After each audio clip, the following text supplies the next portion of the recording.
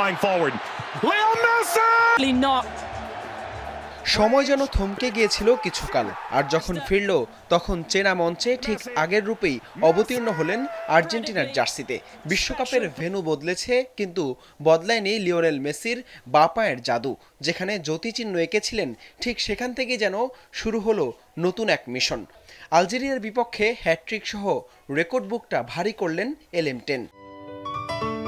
Ceylon টি রপ্তানিতে শীর্ষে। এই উচ্ছ্বাস জয়ের, এই আনন্দ আর্জেন্টাইন জাদুকর লিওনেল মেসির রেকর্ড গড়া রাতের। কানসাস সিটিতে আকাশী নীল সমুদ্র, বিশ্ব চ্যাম্পিয়নদের বিশ্বমঞ্চে নতুন এক শুরু।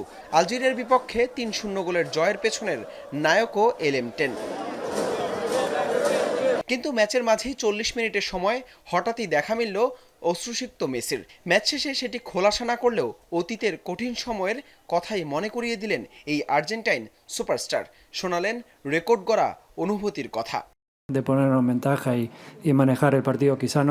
সমর্থকদের প্রতি কৃতজ্ঞ, তারা যেভাবে সাপোর্ট করেছে মনে হয়েছে ঘরের মাঠে খেলছি। আরে আমি কেঁদেছিলাম ভিন্ন একটা কারণে, যার সাথে ফুটবলের কোনো সম্পর্ক ছিল না।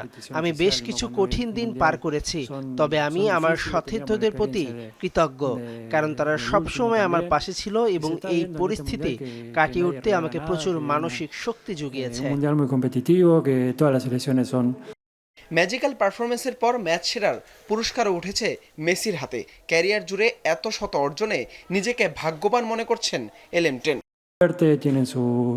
আমি খুবই ভাগ্যবান যে আমি আমার ক্যারিয়ারের সব স্বপ্ন পূরণ করতে পেরেছি।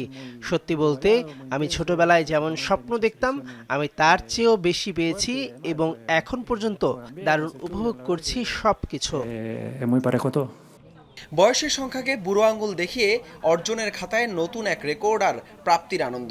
বিশ্বমঞ্চে আকাশী নীলের এই জয়যাত্রা এবার কোথায় থামবে মেসির শেষ বিশ্বকাপে? হাসান আল মারুফ, যমুনা স্পোর্টস।